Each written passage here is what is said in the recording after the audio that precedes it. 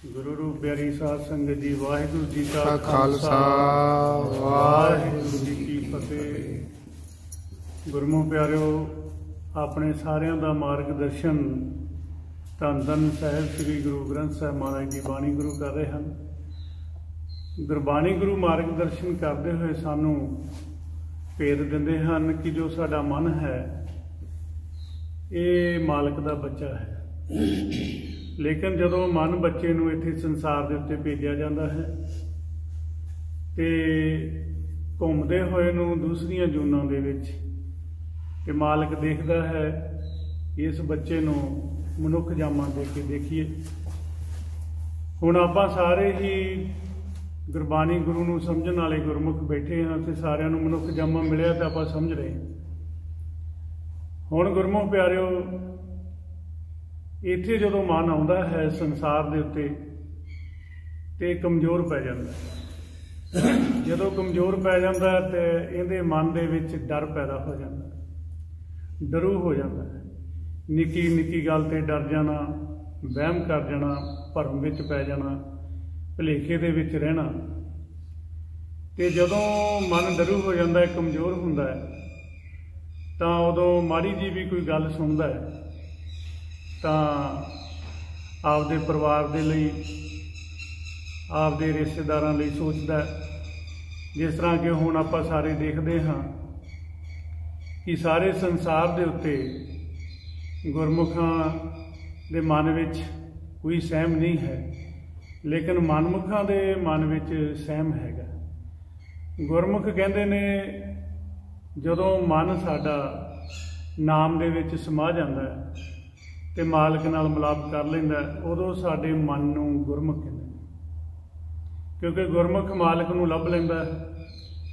महाराज गुरबाणी विच दसदे ने, कहंदे सब तेरी तू सबनी ध्याया, जिसनों किरपा करे तिन नाम रतन पाया, गुरमुख लादा मनमुख गवाया। गुरमुख लभ लैंदा मालक नूं, नाम दे विच समा के मालक दे सन्मुख हो जाए। ते जो मनमुख मन हुंदा है वो ना दा नाम दा भेद लैंदा ते ना ही वो मालक नूं लभदा है। तो मनमुख नूं जदों कोई इस तरह की गल का पता लगता तो चिंता करता तो डरदा भी हुण की बनेगा। लेकिन जिहड़ा गुरमुख आ वो चिंता नहीं करता, फिक्र नहीं करता। वो कहता जो मालक करेगा वो ठीक करेगा। वो मालक की रजा विच रहिंदा है, वो हुक्म विच रहिंदा है, वो भाणे विच रहिंदा है। हुक्म, भाणा, रजा ये की आ? ये आ नाम। ये की है जी? नाम। ते वो नाम नूं सुणदा है ते मालक दे सन्मुख हुंदा है। ते जदों देखदा है वो विचार बनाउंदा मन दे विच भी सच्चे पातशाह जो हो रहा है संसार दे उत्ते तेरे हुक्म विच हो रहा है। लेकिन मालक किसी नूं दुख नहीं दिंदा, उहदी शरण विच गया ते हमेशा सुख ही मिलदा है। तुमरी किरपा मैं सुख कनेरे, कोई ना जाने तुमरा अंत, ऊंचे ते ऊंचा भगवंत। लेकिन दुख कौन दिंदा? दुख दिंदा है जिहड़ा साडे अपोजिट खिडारी है, साडा विरोधी टीम। मालक ने संसार खेड बनाया, आवन जान एक खेल बनाया, आग्याकारी चीनी माया। हुण अपोजिट खिडारी क्यों ना? वो है काल। वो कौन है जी? काल, जिन्हों आप गुरबाणी विच पढ़दे हैं, कहंदे त्रै गुण काले की सरकारा। हुण ये त्रै गुण रजोगुण तमोगुण ये काल की सरकार है। ये सूक्ष्म विचार ने। एक दृश्यमान माया है, वो दिसदी है कि वो भी काल दे सुपुर्द, उनका मुखी भी काल। ये मालक ने आप सौंपिया, खेड बनाया। एक पासे साडा मन है, मालक का बच्चा, दूसरे पासे काल है, वो भी मालक का ही बच्चा है। दोनों की ड्यूटी लगी। मन की ड्यूटी लगी भी तू इहदे इलाके चों निकल के मैनू मिलना, मालक कहन लगे। ते काल की ड्यूटी लगी भी मन ने निकल के मैनू मिलना, तू निकल नहीं देना, ते खेड शुरू हो गया। हुण काल दे भी इत्थे संत बने हुए ने, ते निरंकार दे भी संत ने। जो काल दे संत ने ਉਹ काल की पूजा करते हैं, विखावा भावें जिहड़ा मर्जी करन। ਜਿਹੜੇ काल ਦੇ संत ने ਉਹ काल वश हो के दुनिया नूं दुख दिंदे ने। ਉਹ ਕਹਿੰਦੇ ਅਸੀਂ ਹੋਈ ਆ सारा कुछ, मालक तो है ही नहीं। देखो कांटा मार देंदे ने, मालक है ही नहीं, रब है ही नहीं। क्यों नहीं है मालक? मालक हैगा। आ हुण देखो उन्हें जना दिता ना भी मैं हैगा। जो हैगा सी ਤਾਂ ਉਹਨੇ ਸਾਨੂੰ ਭੁੱਲਿਆਂ ਨੂੰ ਰਸਤਾ ਦਿਖਾਉਣ ਵਾਸਤੇ ਮਾੜਾ ਜਿਹਾ ਸੀਨ ਦਿਖਾਇਆ, ਤਾਂ ਆਪਾਂ ਸਾਰੇ ਘਰਾਂ 'ਚ ਬੈਠੇ ਉਹਦੀ ਹੋਂਦ ਨੂੰ ਮੰਨਦੇ ਹਾਂ ਵੀ ਤੂੰ ਹੈਗਾ। ਲੇਕਿਨ ਜੇ ਫਿਰ ਵੀ ਨਾ ਕੋਈ ਮੰਨੇ ਤਾਂ ਫਿਰ ਮੈਂ ਤਾਂ ਇਹ ਕਹੂੰਗਾ ਵੀ ਮੂਰਖਤਾ ਹੀ ਹੈ, ਮੁਗਧ ਉਹ। ਹਾਂਜੀ, ਭੂਤ ਪ੍ਰੇਤ ਮੁਗਧ ਪਾਥਰ ਕੋ ਤਾਰੇ, ਉਹ ਤਾਰਨ ਵਾਲਾ ਹੈ ਸੰਸਾਰ ਸਾਗਰ ਦੇ ਵਿੱਚੋਂ, ਭਾਵ ਸਾਗਰ ਦੇ ਵਿੱਚੋਂ ਤਾਰਨ ਵਾਲਾ। ਲੇਕਿਨ ਮੂਰਖ ਜਿਹੜਾ ਹੈ ਉਹ ਨਹੀਂ ਸਮਝਦਾ। ਹੁਣ ਮੂਰਖ ਜਿਹੜਾ ਹੁੰਦਾ ਹੈ ਉਹ ਕਾਲ ਦਾ ਸੰਤ ਹੁੰਦਾ ਹੈ, ਤੇ ਕਾਲ ਦਾ ਸੰਤ ਆਪ ਦੀਆਂ ਸੁੱਖ ਸਹੂਲਤਾਂ ਦੇ ਵਾਸਤੇ ਉਹ ਵੀ ਦ੍ਰਿਸ਼ਟਮਾਨ ਸੁੱਖ ਸਹੂਲਤਾਂ ਜਿਹੜੀਆਂ ਨਾਲ ਨਹੀਂ ਜਾਣੀਆਂ, ਨਾਲ ਤਾਂ ਗੁਰਮੁਖ ਪਿਆਰਿਓ ਨਾਮ ਨੇ ਜਾਣਾ। ਸਾਥ ਨਾ ਚੱਲੈ ਬਿਨ ਭਜਨ ਵਿਖਿਆ ਸਗਲੀ ਛਾਰ, ਹਰ ਹਰ ਨਾਮ ਕਮਾਵਣਾ ਨਾਨਕ ਏ ਧਨ ਸਾਰ। ਹੁਣ ਜਦੋਂ ਆਪਾਂ ਗੁਰੂ ਗ੍ਰੰਥ ਸਾਹਿਬ ਮਹਾਰਾਜ ਦੀ ਸ਼ਰਨ ਵਿੱਚ ਆਉਂਦੇ ਹਾਂ ਤੇ ਸਾਨੂੰ ਸਾਡਾ ਗੁਰੂ ਗ੍ਰੰਥ ਸਾਹਿਬ, ਸਤਿਗੁਰੂ ਗੁਰੂ ਗ੍ਰੰਥ ਸਾਹਿਬ ਦੀ ਬਾਣੀ ਗੁਰੂ ਸਾਨੂੰ ਦੱਸਦੇ ਨੇ ਕਿ ਰੱਬ ਹੈਗਾ, ਮਾਲਕ ਹੈਗਾ। ਉਹਨੂੰ ਅਸੀਂ ਸੱਚੀ ਮੁੱਚੀ ਬੁੱਝਣਾ ਹੈ, ਲੱਭਣਾ ਹੈ। ਗੁਰ ਪ੍ਰਸ਼ਾਦੀ ਬੁੱਝਿਆ ਜਾਂ ਵੇਖਾਂ ਹਰ ਇੱਕ ਹੈ, ਹਰ ਬਿਨ ਅਵਰ ਨਾ ਕੋਈ। ਤੇ ਮਹਾਰਾਜ ਕੀ ਕਹਿੰਦੇ ਗੁਰਬਾਣੀ ਵਿੱਚ ਹੋਰ ਵੀ ਨਿਖੇੜਾ ਕਰਕੇ ਦੱਸਦੇ ਨੇ, ਕਹਿੰਦੇ ਪਾਠ ਪੜ੍ਹੇ ਨਾ ਬੁੱਝੀ ਪੇਖੀ ਭਰਮ ਭੁਲਾਈ। ਪਾਠ ਕਰ ਲਿਆ ਲੇਕਿਨ ਬੁੱਝਿਆ ਨਹੀਂ। ਆਪਾਂ ਗੁਰਬਾਣੀ ਗੁਰੂ ਨੂੰ ਪੜ੍ਹ ਕੇ ਪਾਠ ਕਰਕੇ ਸੱਚੀ ਮੁੱਚੀ ਮਾਲਕ ਨੂੰ ਬੁੱਝਣਾ ਹੈ।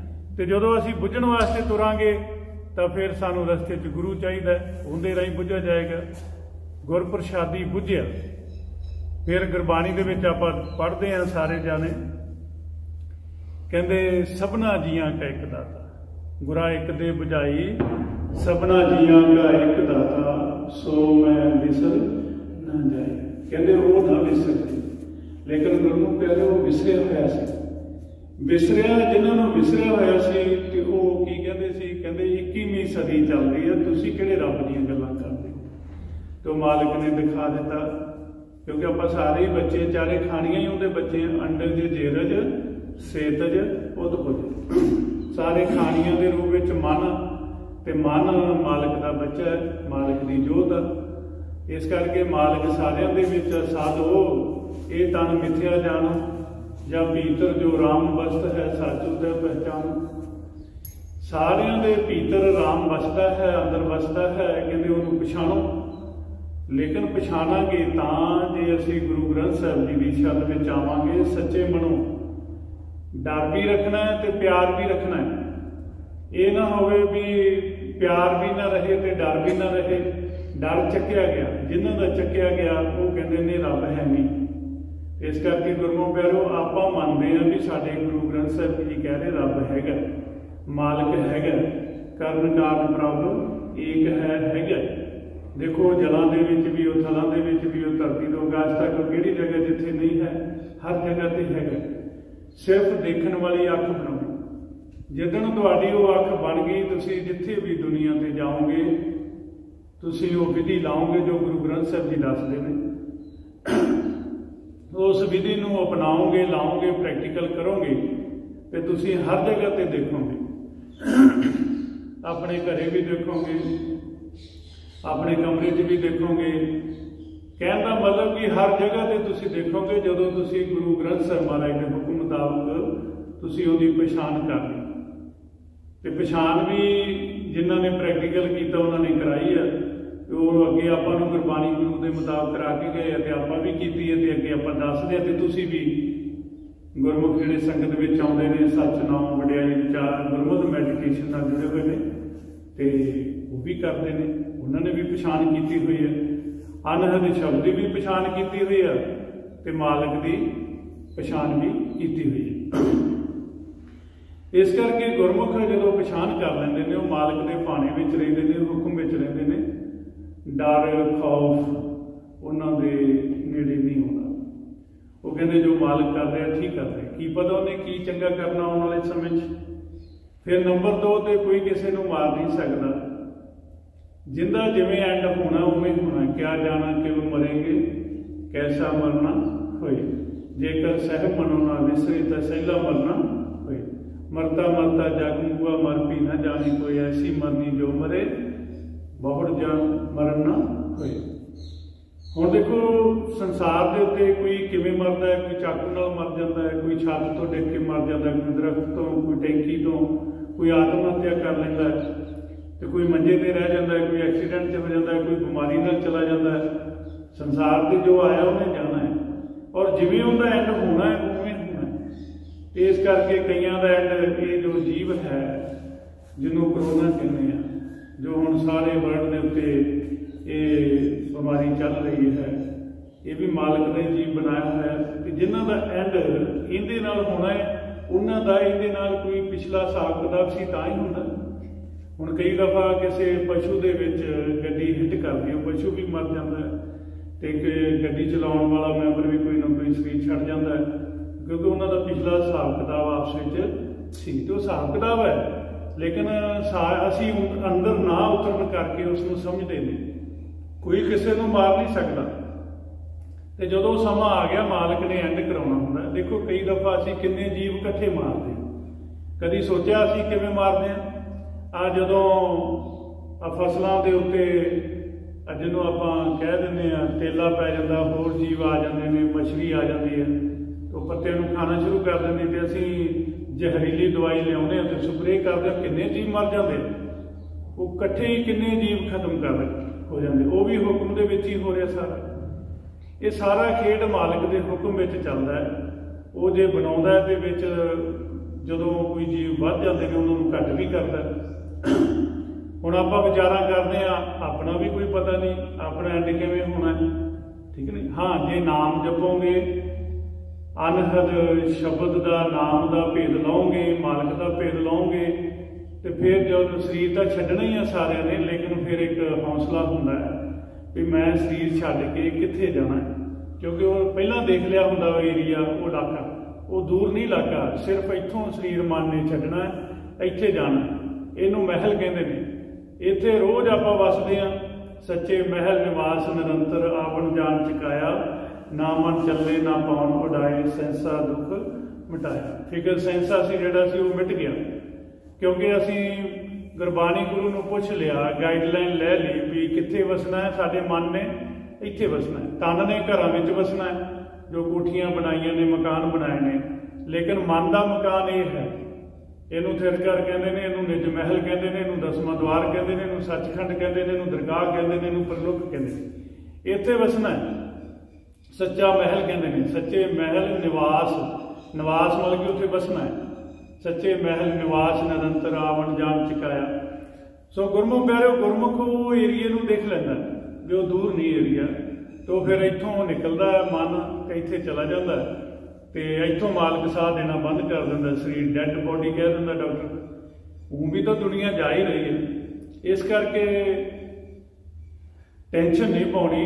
जो पाबंदियां लाइया गई ने पाबंदियां जरूर अपनाना है कि घर चो बाहर नहीं ज़्यादा जाना, आपकी खुराक वधिया रखो। हाँ जी, तो जो दसिया गया देसी नुकते अपनाओ, जो अपने बड़े वडेरे आपां ग्रंथों के रूप के हाँ जी दे के गए हैं, किडे ग्रंथ लिखे ने जिन्हों बीमारियों का इलाज दसिया गया, जितों देसी दवाइयां के नुस्खे तैयार करते हैं गुरमुख, वो देसी दवाइयां के नुस्खे तुसीं तैयार करो, अपने घरों के उन्होंने अपनाओ, तो मालिक तंदुरुस्त रखेगा। तो बाकी सारिया रोगों की दारू एको ही है, तो वो दारू की है जी? नाम। दारू की है जी? नाम। सर्व रोग का औषध नाम। औषध भी दुख को खंडन करने वाला वो नाम ही औषध, ठीक है ना, जिन्हें दुख को खंडन करना है। तो सो गुरमुख प्यारो उस नाम तक पहुँचने के लिए जिस नाम की महिमा वडियाई उपमा महानता गुरु ग्रंथ साहिब जी की बाणी में दसी गई है, लेकिन पिछले समय के गुप्त रखा गया या संगत ने पछाणिया भी नहीं। वेदा में नाम उत्तम सो सुने ना ही फिरे जो ਬਿਤਾ ਲਿਆ। ਕਲਯੁਗ ਦੇ ਵਿੱਚ ਗੁਰੂ ਨਾਨਕ ਦੇਵ ਮਹਾਰਾਜ ਜੀ ਨੇ ਸਮਰੱਥ ਕਲਾ ਸੰਪੂਰਨ ਗੁਰੂ ਨਾਨਕ ਦੇਵ ਮਹਾਰਾਜ ਜੀ ਨੇ ਉਹ ਨਾਮ ਖੋਲ ਕੇ ਪ੍ਰਗਟ ਕੀਤਾ। ਗੋਪਤਾ ਨਾਮ ਵਰਤੇ ਵਿੱਚ ਕਲਯੁਗ ਘਟ ਘਟ ਹਰ ਭਰਪੂਰ ਰਿਹਾ। ਨਾਮ ਰਤਨ ਤਿੰਨਾ ਹਿਰਦੇ ਪ੍ਰਗਟਿਆ ਜੋ ਗੁਰ ਸਰਨਾਈ ਭਜ ਪਿਆ। ਕਹਿੰਦੇ ਜਿਹੜੇ ਗੁਰੂ ਦੀ ਸ਼ਰਨ ਵਿੱਚ ਆ ਗਏ ਉਹਨਾਂ ਦੇ ਅੰਦਰ ਉਹ ਨਾਮ ਰਤਨ ਪ੍ਰਗਟ ਹੋਇਆ। ਹੁਣ ਗੁਰਮੁਖ ਪਿਆਰਿਓ ਨਾਮ ਜੋ ਹੈ ਉਹ ਦਾਰੂ ਹੈ, ਤੇ ਜਿਨ੍ਹਾਂ ਦੇ ਨਾਮ ਪ੍ਰਗਟ ਹੋ ਗਿਆ ਸਿਮਰਨ ਅਭਿਆਸ ਕਰਨ ਤੋਂ ਬਾਅਦ ਨਾਮ ਪ੍ਰਗਟ ਹੋਇਆ, ਨਾਮ ਦੇ ਵਿੱਚ ਧਿਆਨ ਲਾਇਆ ਤੇ ਅੱਗੇ ਪ੍ਰਕਾਸ਼ ਵਿੱਚ ਚਲੇ ਗਏ, ਆਪਣੇ ਮੂਲ ਤੱਕ ਚਲੇ ਗਏ, ਤੇ ਉਹ ਗੁਰਮੁਖ ਪੈ ਨਹੀਂ ਖਾਂਦਾ, ਡਰਦਾ ਨਹੀਂ। ਤੇ ਜਿਨ੍ਹਾਂ ਨੂੰ ਇਹ ਚੀਜ਼ ਦਾ ਭੇਦ ਨਹੀਂ ਉਹ ਡਰਦੇ ਨੇ ਵੀ ਅਸੀਂ ਖੌਫ ਮੰਨਦੇ ਨੇ ਤੇ ਉਹ ਕਮਜ਼ੋਰ ਹੋ ਜਾਂਦੇ ਮਨ। ਆਪਾਂ ਗੁਰਬਾਣੀ ਗੁਰੂ ਦਾ ਆਸਰਾ ਲੈ ਕੇ ਆਪਣੇ ਮਨ ਨੂੰ 180 ਡਿਗਰੀ ਤੋਂ 90 ਡਿਗਰੀ ਤੇ ਲੈ ਕੇ ਆਉਣਾ। ਆਪਣੇ ਮਨ ਨੂੰ 180 ਡਿਗਰੀ ਤੋਂ ਕਿੱਥੇ ਲੈ ਕੇ ਆਉਣਾ? 90 ਡਿਗਰੀ ਤੇ। ਤੇ ਜਦੋਂ ਤੁਸੀਂ 90 ਡਿਗਰੀ ਤੇ ਲੈ ਕੇ ਆਓਗੇ, ਆਹ ਜਿਹੜਾ ਕੋਣ ਹੈਗਾ ਇਹ 180 ਡਿਗਰੀ ਦਾ ਕੋਣ ਆ, ਇਹਦਾ ਤੁਸੀਂ ਅੱਧ ਕਰੋਗੇ ਉਹ ਇੱਥੇ ਆਏਗਾ, ਆ ਨੱਕ ਦੀ ਕਰੂੰਬਲ ਤੇ ਆ ਇੱਥੇ ਆਏਗਾ। ਇੱਥੇ ਲਿਆ ਕੇ ਤੁਸੀਂ ਗੁਰਮੰਤਰ ਜੋ ਮਿਲਿਆ ਹੈ ਆਪਾਂ ਨੂੰ ਵਿਰਾਸਤ ਵਿੱਚ ਸਾਡੇ ਵੱਡਿਆਂ ਤੋਂ, ਭਾਈ ਗੁਰਦਾਸ ਜੀ ਸਾਡੇ ਵੱਡੇ ਸੀ, ਗੁਰੂ ਸਾਹਿਬਾਨ ਸਾਡੇ ਵੱਡੇ ਸੀ, ਵਿਰਾਸਤ ਵਿੱਚ ਮਿਲਿਆ। ਵਾਹ ਗੁਰੂ, ਇੱਥੋਂ ਪਕੜਨਾ ਤੁਸੀਂ, ਵਾਹ ਗੁਰੂ, ਵਾਹ ਗੁਰੂ। ਸਿਮਰਨ ਕਰਨਾ, ਸਿਮਰਨ ਕਰਦੇ ਜਾਓਗੇ, ਵਿਚਾਰ ਖਤਮ ਹੋਣ ਜਾਣੇ, 90 ਡਿਗਰੀ ਤੇ ਆ ਗਏ। ਫਿਰ ਇਸ ਤੋਂ ਉੱਪਰ ਜਾਣਾ ਹੈ, ਅਰਥ ਤੋਂ ਉਰਧ ਵਾਲੇ ਪਾਸੇ ਨੂੰ 45 ਡਿਗਰੀ ਤੇ ਜਾਣਾ। ਜਦੋਂ ਫਿਰ ਤੁਸੀਂ 90 ਡਿਗਰੀ ਤੋਂ 45 ਡਿਗਰੀ ਤੇ ਜਾਓਗੇ, ਉੱਥੋਂ ਫਿਰ ਤੁਹਾਡਾ ਜਿਹੜਾ ਸਫ਼ਰ ਹੈ ਉਹ ਪ੍ਰਭੂ ਦੇ ਮਿਲਾਪ ਵਾਸਤੇ, ਤੁਹਾਡੇ ਮਨ ਦਾ ਸਫ਼ਰ ਜਿਹੜਾ ਹੈ ਪ੍ਰਭੂ ਮਿਲਾਪ ਵਾਸਤੇ ਉਹ ਸ਼ੁਰੂ ਹੋ ਜਾਏਗਾ। ਇਹ ਗਾਈਡਲਾਈਨ ਧੰਨ ਧੰਨ ਸਾਹਿਬ ਸ੍ਰੀ ਗੁਰੂ ਗ੍ਰੰਥ ਸਾਹਿਬ ਦੀ ਬਾਣੀ ਵਿੱਚ ਦੱਸੀ ਗਈ ਹੈ।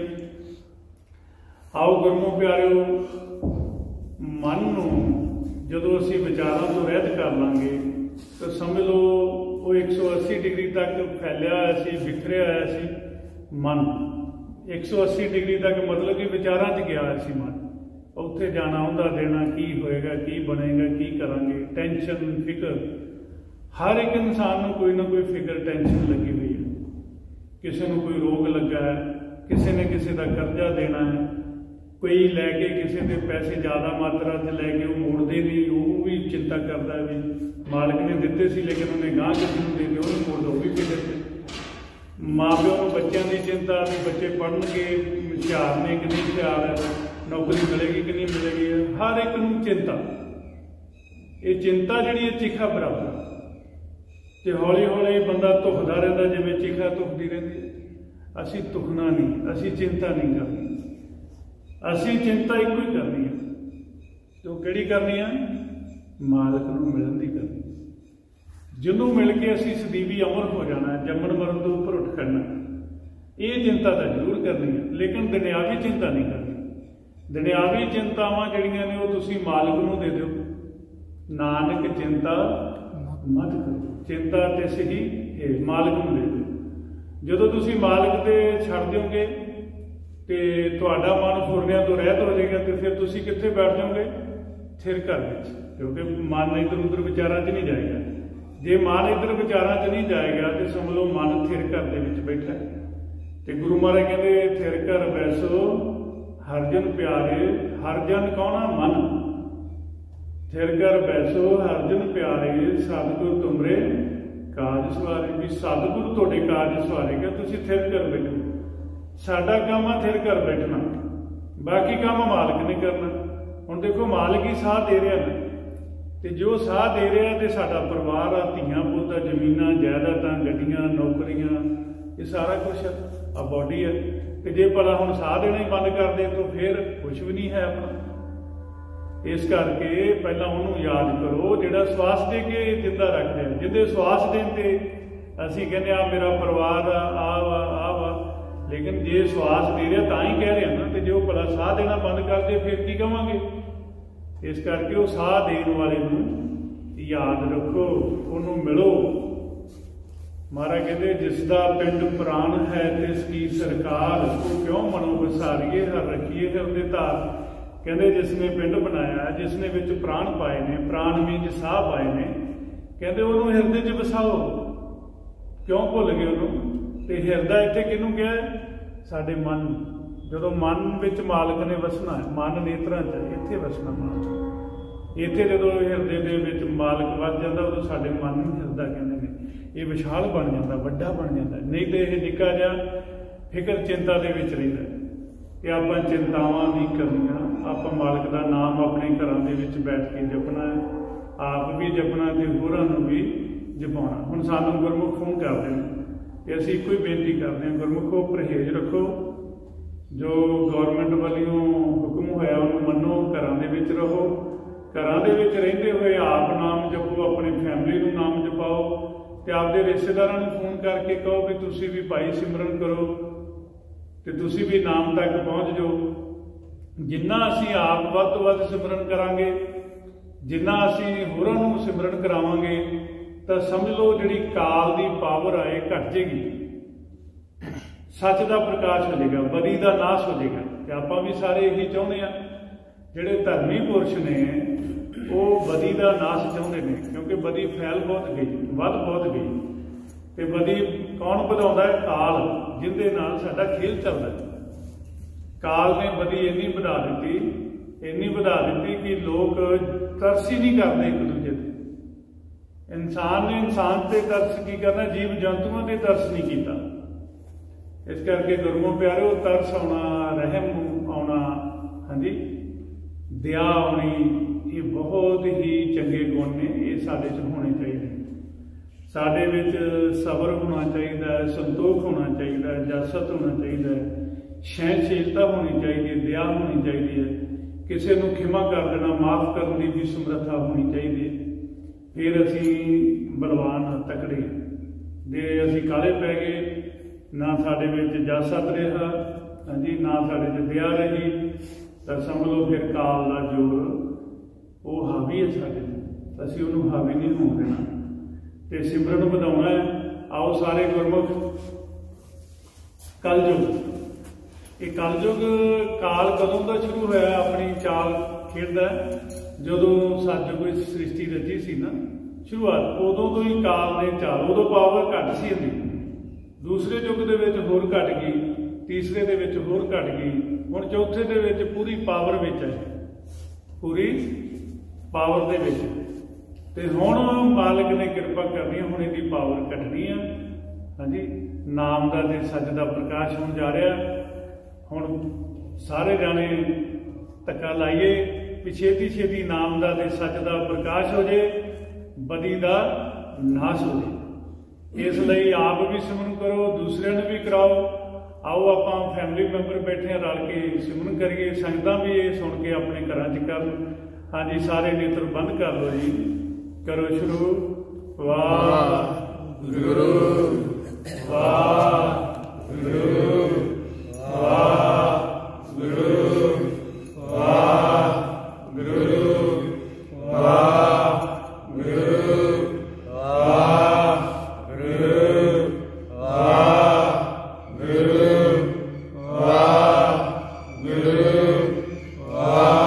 Guru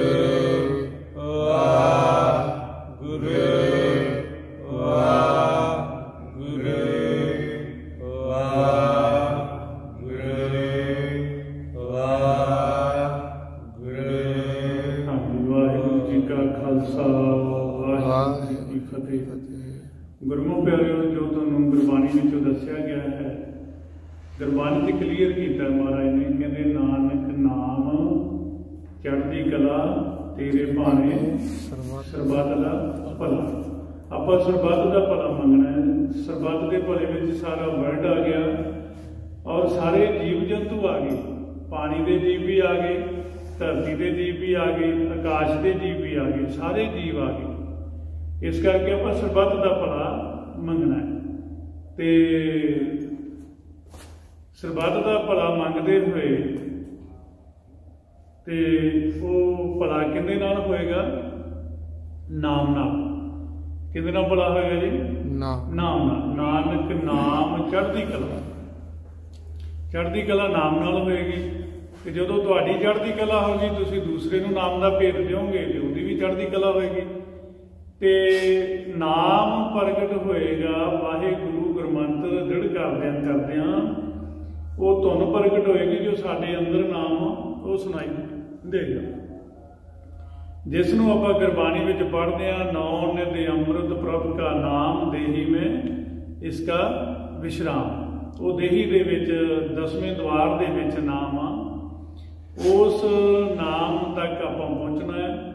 ਤੇ ਫਿਰ ਉੱਥੇ ਆਪਾਂ ਰਿਕੁਐਸਟ ਕਰਨੀ ਮਾਲਕ ਨੂੰ, ਸੱਚੇ ਪਾਤਸ਼ਾਹ ਸਰਬੱਤ ਦਾ ਭਲਾ ਕਰੋ। ਤੇ ਫਿਰ ਉਹ ਮਾਲਕ ਸਰਬੱਤ ਦਾ ਭਲਾ ਕਰੇਗਾ। ਆਪਾਂ ਮਾਲਕ ਦੇ ਹੁਕਮ ਵਿੱਚ ਰਹਿਣਾ, ਜਿਵੇਂ ਮਾਲਕ ਕਰ ਰਿਹਾ ਹਾਂਜੀ ਉਹਦਾ ਹੁਕਮ ਹੈ।